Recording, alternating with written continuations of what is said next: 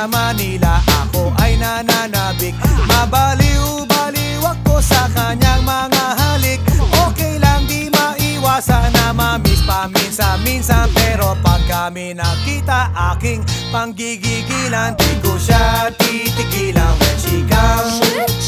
Di ko siya titigilan when she comes.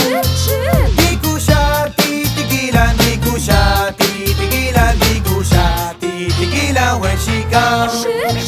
Ay ganda ng aming samahan at walang nanlalamig. Mas pa sa mag-asawa ang aming